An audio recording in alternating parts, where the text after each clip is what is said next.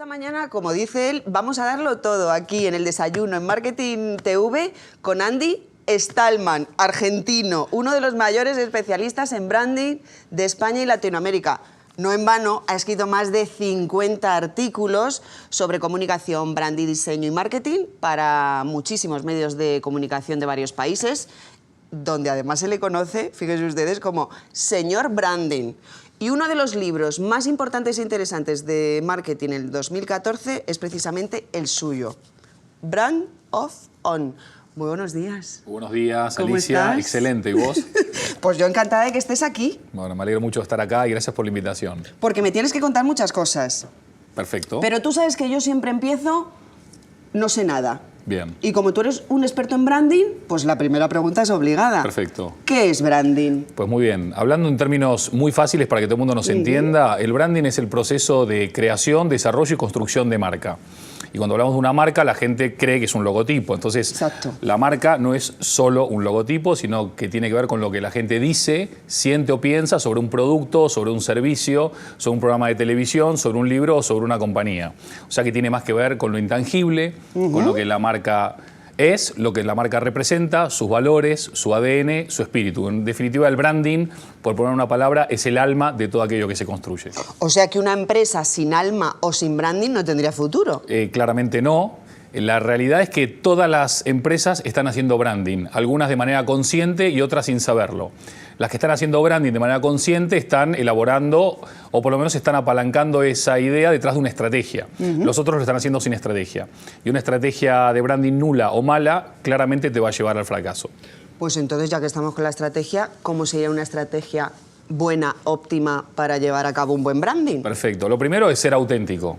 ¿Y eso cómo se consigue? Bueno, conociéndote. La mayoría de empresas no se conoce, ¿no? Van creciendo orgánicamente o estructuralmente o económicamente en función de un mercado que va creciendo o se va contrayendo, pero muchas veces se olvidan de dónde vienen. Y peor que olvidarse de dónde venís es no saber a dónde querés ir. Con lo cual una estrategia tiene que contemplar muy bien esos inicios para ver dónde están los pilares sobre los cuales creciste en esos valores y en esos principios de tu organización, cuál es esa misión y esa visión para la cual creaste tu organización, pero sobre todo no usar ese pasado como sofá, sino como trampolín para un futuro. Y ese futuro te requiere de un cambio cultural muy grande, como veníamos hablando fuera de micrófono, ¿no? Antes los medios analógicos lo ocupaban todo, ahora hay un montón de medios digitales. Entonces, si te conoces bien, sabes bien de dónde venís, tenés claro tus valores, tu misión y tu visión, y tenés claro a dónde querés ir o a dónde te gustaría llegar, es mucho más fácil construir esa estrategia de branding. O sea, hay que marcarse objetivos. Es que si no trabajamos con objetivos, ¿qué estamos haciendo? Al final el branding no es arte en el sentido más literal de me divierto o me inspiro o lo que fuese. Acá estamos trabajando con objetivos, estamos trabajando con deadlines o vencimientos, estamos trabajando con cuentas de resultado, con business plans, estamos trabajando al servicio de una compañía. Es decir, la gente piensa que el branding es algo que no está en el centro de la organización y eso es un error. El branding está en el corazón de una organización y cuando el branding está claro y es preciso y es coherente y es consistente, empapa a la organización en definitiva termina siendo más exitosa. Entonces, no sé si preguntarte si el branding nace o se hace o si uno nace con branding pero hay que trabajarlo. Bueno, como te decía, el branding es el proceso de creación, construcción y desarrollo. Es decir, vos... O sea, el branding existe entonces desde el principio. Desde antes de que nazca la compañía. Claro. Es donde vos definís dónde querés ir, qué querés ser, cómo querés ser, a quién le querrás vender, por qué es relevante lo que tenés para decir, qué tienes para decir tú que otros no tengan y por qué la gente va a querer escucharte. A ti, no a otro. Por supuesto, hoy estamos todos súper contaminados de mensajes. ¿Por qué va a ser importante que nos vean hoy a nosotros y no a otros tantos cientos de contenidos que se suben a la red? Probablemente porque nosotros estamos diciendo algo que otros no dicen y porque es importante lo que nosotros decimos y otros no dicen. ¿Y cuáles serían esos elementos imprescindibles para que una marca tenga un buen branding?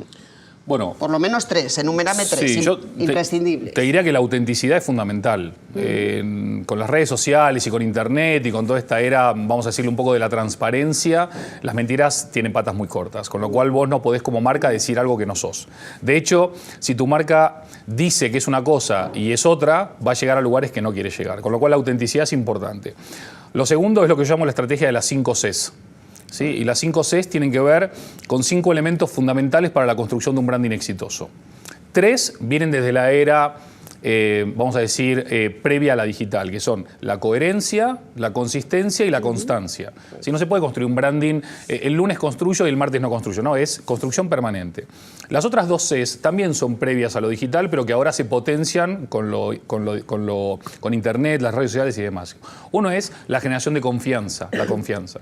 Hoy, si no confían en vos, no te va a escuchar nadie, no te va a leer nadie y no te va a compartir nadie y no te va a consumir nadie. Y la última C es el contenido. Importante. Hablábamos también fuera de micrófono de la importancia del boca-oreja, que sigue siendo probablemente la herramienta de comunicación más poderosa del mundo. Si el contenido no es interesante, si no es relevante, si no es atractivo, si no es emocionante, ¿por qué lo voy a consumir y por qué lo voy a compartir? Y si no se comparte, no se llega a la C más importante de todas, que es cliente. O sea que el contenido de valor es importantísimo y además es el cimiento. Es fundamental, es fundamental. Si hoy todos nos están hablando, todas las marcas nos están diciendo algo. Desde que nos levantamos hasta que nos vamos a dormir recibimos una media de 5.000 impactos de marca por día. Wow. Nuestro inconsciente, ¿sabes cuánto retiene de esos 5.000? El 0,2%. Fíjate. ¿Por qué? Porque es ruido, ruido, ruido. Ahora, cuando una marca habla de manera importante, es relevante para nuestras vidas, mejora nuestra vida o la simplifica, nosotros prestamos atención. Y si prestamos atención, esa marca tendrá mucho más futuro que aquellas que pasan por delante nuestro como ruido. Sí, efectivamente. Siempre recuerdas un poco más aquella que ha crecido contigo y que todavía sigue en el presente, ¿no? Efectivamente. De hace tiempo. Bueno, pues hablábamos precisamente de lo del contenido, porque normalmente la página web de una empresa es ese pilar y esa presencia online de una empresa.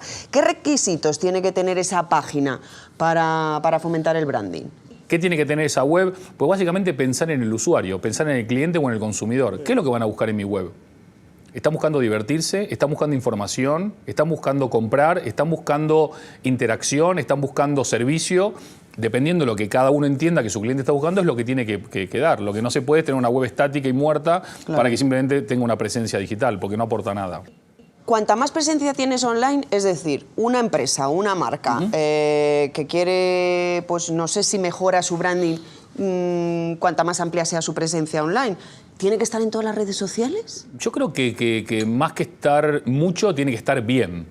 Hay marcas que lo están haciendo de manera muy contada, pero muy eficaz. ¿Por qué? Porque cada vez que hablan dicen algo relevante. Y si impactan en nosotros, estamos pendientes de lo que van a decir. Hay muchas marcas que creen que por estar más están mejor. Y este es el gran error. Y te bombardean. Mira, te diría que los últimos números que tengo, 7 de cada 10 seguidores de marcas en redes sociales dejan de seguir a la marca por el agobio del spam que generan las marcas, ¿no? Hablando y no diciendo mucho. En 2014, desde mi perspectiva, y también Brandofón lo recoge, murió la primera etapa de las redes sociales, que era la cantidad, ¿no? El mayor desfile de egos de la humanidad, ¿no? Vio Facebook, vio Twitter y todo eso. Ahora tenemos que recuperar la utilidad de esa presencia digital. Y la utilidad de esa presencia digital significa, por ejemplo, que el contenido sea de calidad para que la gente lo consuma. Significa que tangibilizar tu tiempo y tu dinero y tu inversión online se transforme o evolucione el like en buy, ¿no? El me gusta en me compra. Significa que vos podés medir, con lo cual podés analizar ese retorno de esa inversión, con lo cual se le da una utilidad mucho más eficaz a esa presencia en digital. Al final ahora estamos hablando mucho de la omnicanalidad, ¿no? Y esto tiene que ver con que al final lo digital es lo nuevo, pero es un canal más. Es una herramienta más para llegar a la gente. En definitiva, las marcas nacen con esa vocación de vender algo, lo que sea, respetable en todos los casos.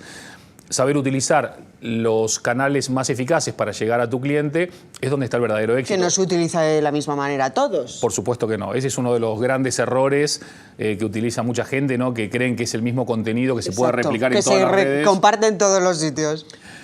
Entiendo que todo el mundo dirá, es que tengo poco tiempo. Bueno, pues utiliza ese poco tiempo de manera más inteligente.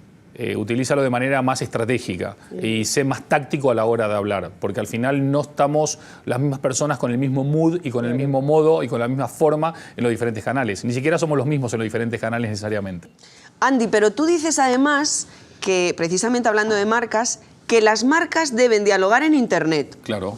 Claro. ¿Esto a qué se refiere? Claro, bueno, esto ya es hasta viejo, pero como todo el mundo habla y pocos escuchan, tenemos que repetir las cosas para que por fin alguien termine escuchándolas, ¿no? Las marcas hasta hace muy poquito, y esto digo que ya es viejo, hablaban, era el formato broadcasting, ¿no? Monólogo. Ahora pasamos al diálogo y al multílogo, ¿no? Que es todos hablando con todos. Dialogar, ¿qué significa? Si vos tenés una presencia en la red, no es solamente para compartir lo que vos querés, es también para escuchar lo que la gente está necesitando o deseando o criticando y poder aportar soluciones. De hecho, hay marcas que específicamente utilizan los canales sociales para utilizarlos como atención al cliente o interacción con el cliente. Si no se dialoga, ¿para qué estás? Claro. Mejor quitarte. ¿Mejor? Bueno, pues vamos a hablar de redes sociales. Porque, ¿qué aporta el social media a las empresas? Insisto, desde el punto de vista de lo que es la construcción de una marca, los pilares fundamentales y esenciales que veníamos comentando hasta ahora, más lo que tiene que ver con storytelling, o lo que tiene que ver con las nuevas ideas, o la innovación, o la experiencia del usuario, o lo que tiene que ver con el reconocimiento para diferenciarte, todo eso, ahora lo que se hace es potenciarse, no es que sea nuevo. El verdadero cambio en el branding es lo digital, pero cambio en el sentido más tangible, en donde lo que hacemos es incluir nuevas herramientas y nuevos canales. ¿Sí? Entonces, ¿es social media suficiente para construir marca? No. No. De hecho, si vos analizás fenómenos recientes como, por ejemplo, Google, o como, por ejemplo, Amazon, o como, por ejemplo, ING Direct y otros, que son empresas o marcas que han nacido en Internet, que ahora están abriendo espacios físicos, espacios offline, espacios tangibles. ¿Por qué? Porque hay experiencias que lo digital no puede proporcionar. Y además estamos hablando de off y on, de brand off-on, ¿no? Los que están en el off están yendo al online y los que están en online están yendo al offline, ¿sí?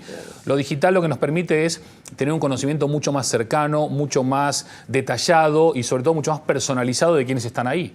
Podemos poner nombre y apellido y podemos decodificar sus deseos, sus silencios o sus necesidades. No utilizar y no entender estas herramientas como tal es desperdiciar una oportunidad única en el tiempo. Pero entonces al branding le favorece más el online que el offline, ¿no? Ayuda, es más rápido, ayuda muchísimo. Llega más gente en menos tiempo. Sí, ayuda muchísimo por esto que hablamos, ¿no? La personalización, la cercanía digital en donde todo el mundo está viviendo. Hoy por hoy, 1.300 millones de personas en Facebook, que ya sería, si fuese un país, el segundo país más poblado del mundo, pero 7.000 millones de accesos por mes. Es decir, en un mundo con 7.000 millones de personas hay 7.000 millones de accesos a Facebook por mes. Es una nueva dimensión. Siempre digo que no se puede entrar a un mundo nuevo usando mapas viejos. Y lo digital es lo nuevo, pero la cultura corporativa, incluso de las personas, todavía no ha evolucionado a ese nivel. Y por lo tanto hay que entender que lo nuevo hay que manejarlo desde el punto de vista estratégico como aquel territorio que es necesario explorar para descubrir y para poder después colonizar, ¿no? Imagínate, te voy a poner un ejemplo, que una empresa quiere conseguir un buen branding, que empieza. ¿Qué red social le recomendarías para empezar? ¿Qué vende?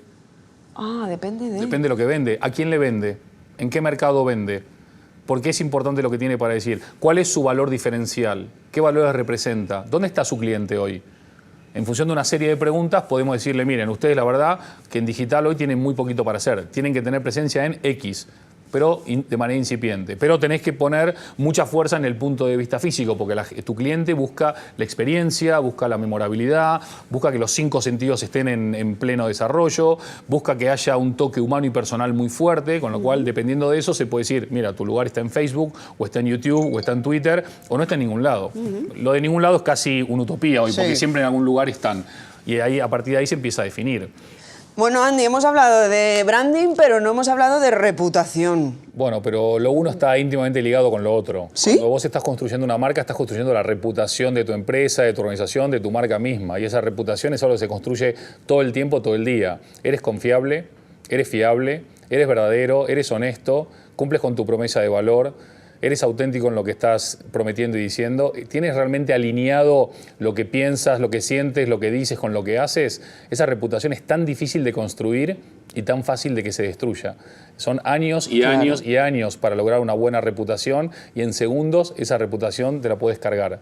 Y hoy por hoy todos estamos mucho más expuestos por un lado a la oportunidad de construir una mejor reputación porque podemos llegar a más gente, pero al mismo tiempo también cada hecho, cada tweet, cada foto, cada post, cada cosa que estás haciendo puede hacer que tu reputación tambalee. Con lo cual, hoy por hoy una buena reputación es una de las monedas o de las divisas más valiosas que uno puede tener en el mundo digital. Es una carta de presentación, ¿no? Fundamental. Claro, fundamental. pero tú lo has dicho, es fácil y difícil al mismo tiempo conseguir una buena reputación. Pero, ¿y cuando llega una crisis de reputación, bueno, cuál es el protocolo? Y bueno, hoy por hoy cuando se encienden las alarmas es difícil, ¿no? Porque por más protocolos que puedas tener, nunca sabes el límite de la viralidad del problema a dónde puede llegar, ¿no? Hace poquito vimos en MasterChef, ¿no? Un ejemplo muy claro de algo que parecía casi irrelevante e incendió las redes de una manera bestial, ¿no? Con el león... Sí, el león come gamba. El león come gamba, ¿no? Que es una cosa que vos decís, a ver, ¿cómo puede ser que esto encienda la mecha? Pero no la mecha de uno, es que hasta tipos como Ferran Adrià se sumaron a esa conversación. ¿Por qué? No se sabe. Eso mismo en otro momento, en otro día, en otro horario, igual no lo hubiese comentado nadie. Pero hay momentos donde se da la tormenta perfecta y explota todo, ¿sí? Entonces, eso que podría haber sido una crisis de reputación para el chico... Jugó a su favor. Totalmente. Y se transformó en una crisis de reputación para los jueces e incluso para el propio programa. Ahora, todo esto que pasó puede ser muy bien capitalizado si hay una muy buena estrategia de comunicación, de rectificación y de poner en valor el problema. Es decir, al final, esto que hablamos siempre, los problemas son oportunidades si se saben transformar en oportunidades. El optimista siempre va a ver un nuevo proyecto y el pesimista siempre va a tener una excusa. Entonces hay que ver dónde se posiciona cada uno. Pero cada problema es una oportunidad y hay que tratar de aprovecharla. Pero es importante la premura, el tiempo, que tardes en reaccionar ante esa crisis. Sí, fundamental, fundamental. Cuando fue el caso de Malaysian Airlines, del avión que ya lleva más de 1 año y medio desaparecido, una de las críticas es, queremos información, necesitamos saber. Luego estuvo el accidente de Air Asia, que el CEO enseguida salió a comunicar. Cuando fue lo de Germanwings, enseguida se comunica. Es decir, pero no comunica solamente el de comunicación, sale el CEO de la compañía y se pone en primer lugar, porque en esas horas o en esos días tú tienes que tener en cuenta que por un lado está lo más importante, que es el factor humano, que es la pérdida, ¿no? Que al final el dolor de los seres queridos, el dolor de la gente que conocía a esa gente, eso es lo primero. Pero simultáneamente a ese dolor, que para mí es lo más importante, hay unos accionistas, hay unos inversores, hay unos medios de comunicación, hay unos proveedores, hay unos gobiernos, hay un plan de negocios, hay un montón de cosas que por supuesto pueden ser son mucho menos humanas que lo que estamos hablando, pero que tienen un impacto muy fuerte.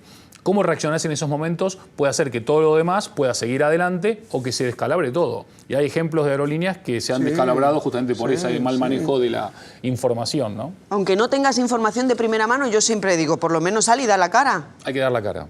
Hay que darle cara y decir, miren, estamos investigando los hechos, estamos analizando lo ocurrido, queremos poner a disposición de los familiares o de los amigos o de los seres queridos, bla, bla, bla. O sea, lo que no se puede uno es esconder.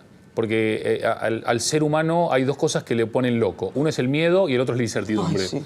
Entonces, si hay incertidumbre, la gente se va a poner de muy mala leche y hay que intentar evitarlo. Con lo cual, ahí entraría en juego de lo que tú hablas también en este libro, que es de esa relación entre las empresas y los clientes, tan importante y necesaria. Es interesante porque llevamos casi toda la charla hablando de la tecnología y de lo digital. Sin embargo, lo que tenemos que volver a poner en el centro es a las personas. Yo digo que en vez de poner a la tecnología en el centro de las personas, pongamos a las personas en el corazón de la tecnología.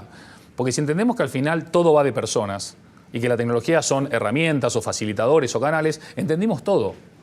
¿Es fácil entender a la persona? No. Pues si fuese fácil entender, todos seríamos leones come gambas virales y exitosos. Pero no y lo somos. aburridos. ¿No? A mí me pareció divertido, por cierto. Pero quiero decir... No, pero digo, aburridos si fuéramos todos iguales. Claro, si todos fuésemos divertidos y virales, no se puede. Hay que recuperar la esencia humana.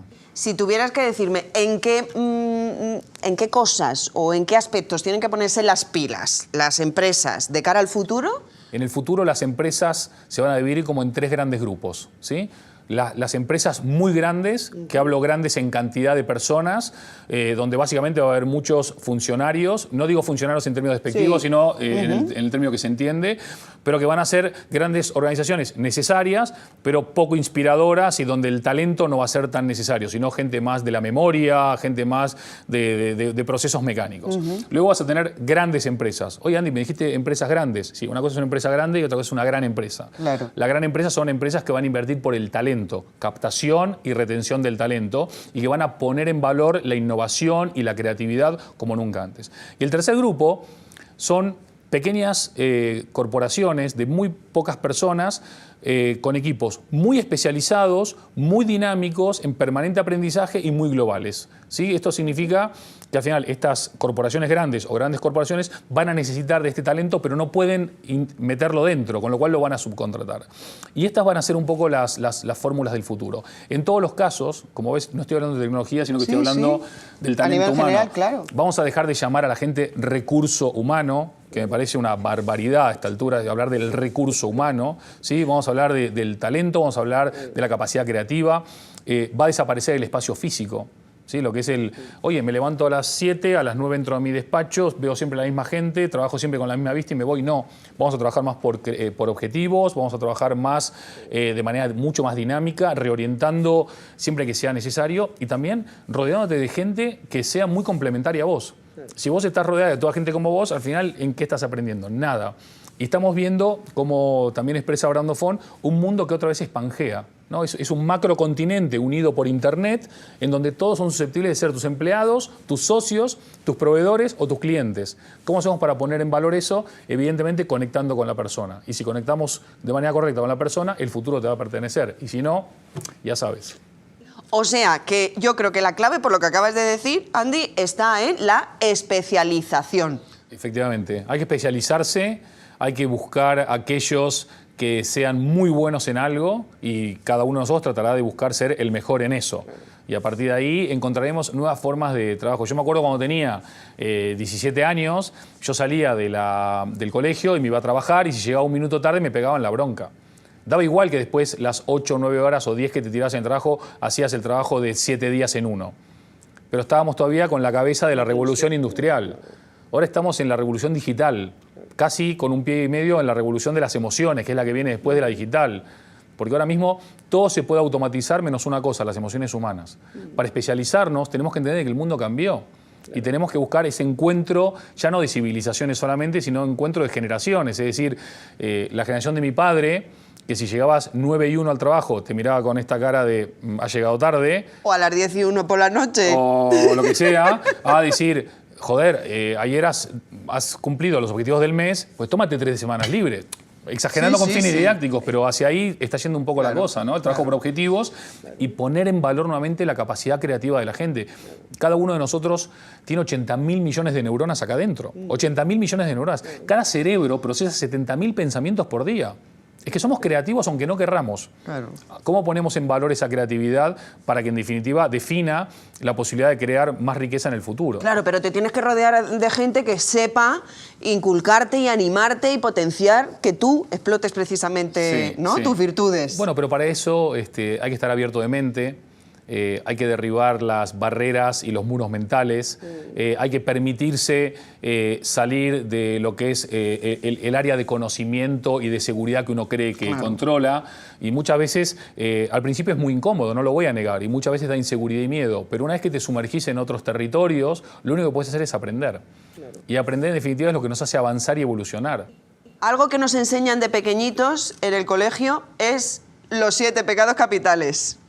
Y tú también hablas, o podrían ser, los 7 pecados capitales que toda empresa debería cometer para tener un buen branding. A ver. ¿No? Y con ello vamos a terminar. Y dices, necesitamos emoción. Indudablemente. Indudablemente. Si al final el ser humano es 99,99% vacío energético, nosotros no somos lo que ves, somos lo que sentimos. Claro. Y si somos lo que sentimos, las marcas que conecten con nuestras emociones van a ganar el partido. Es que además el 90% de nuestras decisiones cotidianas, no de compra, decisiones cotidianas, son inconscientes. Todo lo emocional se archiva en nuestro inconsciente. Si la marca conecta con ese inconsciente de manera positiva, esa emocionalidad ya va a estar casi asegurada.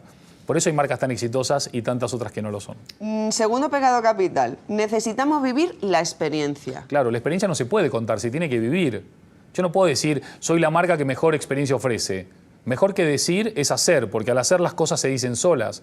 La experiencia tiene que ver justamente con esa conexión, no con el sentido visual, con los 5 sentidos. Claro. Y esa experiencia, cuanto más memorable es, más éxito va a tener. Vos habrás escuchado 1000 veces que la gente recuerda 1/3 de lo que escucha, la mitad de lo que lee, pero el 100% de lo que siente.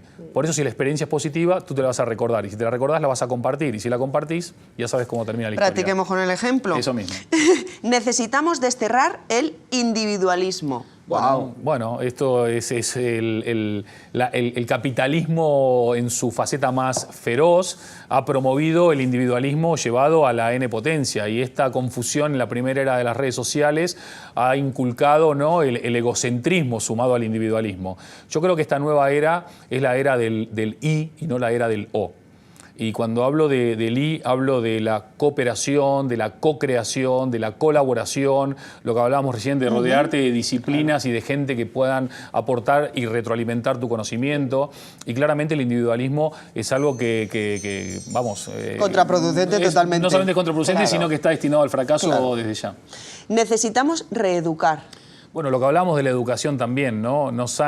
Mi amigo Nacho Villoch, que escribió El viaje de Diana, en una conferencia me decía, es que ¿sabes lo que pasa, Andy? Nosotros, en vez de tener un sistema de educación, tuvimos un sistema de educastración. ¿Sí? Claro. Es un sistema que no pondera o no pone en valor la posibilidad de equivocarte para descubrir nuevas cosas, que cada vez que te equivocas te castigan, sí, que cada vez que es un sistema basado en la memorización y no en la racionalización, que no está basado en la creatividad, sino en aprenderte de memoria todo. Entonces, por miedo más que por interés. Por supuesto, por supuestísimo. El miedo es una de las mayores lacras con las cuales nos enfrentamos, pero bueno, es fácilmente dominable y superable si se trabaja bien. Y la reeducación no es solamente en el ámbito académico, también dentro de las empresas. Hay que reeducar a los CEOs, que antes tenían un rol y ahora tienen otro. Hay que educar a los directivos, hay que educar a todo el mundo. ¿Por qué? Porque es un nuevo mundo. Y ese nuevo mundo no se carga todo lo que hasta ahora existía, pero hay muchas cosas nuevas que tienen que reformularse. Adaptarlas, efectivamente. Claro. Necesitamos ser diferentes. Si todo es igual, ¿a quién eliges? Sin embargo, claro, si alguien es diferente, llama la atención. Y hoy por hoy... Incluso puedes reconvertirlos. Por supuesto. Pero si no sos diferente, si vos tenés hoy 300 canales de televisión para ver, ¿cuál ves? Si todos transmiten lo mismo, no sabes cuál elegir. Ahora, claro, si hay uno que transmite algo diferente, lo elegís. Claro. Si todas las marcas ofrecen lo mismo, ¿qué hacemos? Si todos los mensajes son iguales, ¿qué hacemos? Entonces, ser diferente es bueno. Sobrarían todas menos una. Menos una, o menos las que sean diferentes. Claro. Lo bueno de ser diferente es que te da la posibilidad de hacer la diferencia. Entonces, claro, ser diferente entra también en el territorio del miedo, porque decís, si todo el mundo hace esto, ¿por qué yo voy a hacer lo otro? ¿No? Claro. Pues acá estoy seguro, pero acá vas a fracasar. Entonces, ser diferente te puede llevar al éxito más rápidamente. ¿Y eso de que necesitamos un mundo mejor? ¿A qué te refieres con lo del mundo mejor?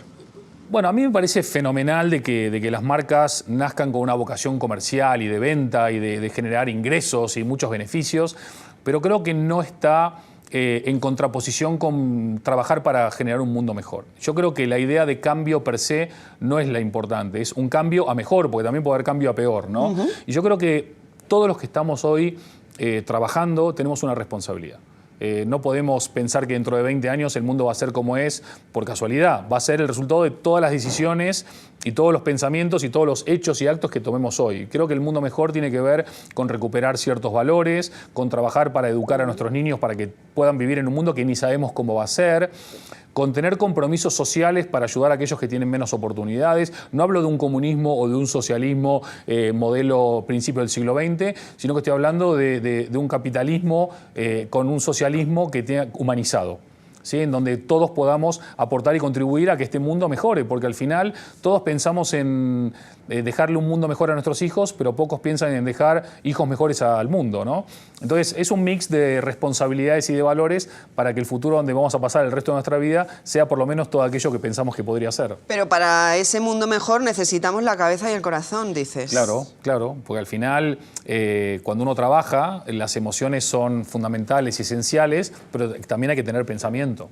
Y los grandes sociólogos del siglo pasado, desde Fromm hasta Frankel y compañía, decían pensamiento sin acción y acción sin pensamiento no tienen sentido. Entonces, cabeza y corazón, en formato retroalimentación permanente, donde cualquier pensamiento pueda canalizarse y donde tenga sentido para nuestras emociones y para nuestro futuro. lo que tú decías antes, poner al hombre en el centro En el de lo centro. digital y Sí. no a lo digital en el centro del hombre. Efectivamente, pues no podíamos haber hecho un mejor cierre, sin duda alguna. Nos vemos en el segundo capítulo. En breve venimos con Humanofón. ¿Qué será? Humanofón. Humanofón. Humanofón. Ha sido un placer, Andy. Lo mismo, Alicia. Hasta Humanofón. Hasta Humanofón. Nos vemos pronto. Gracias.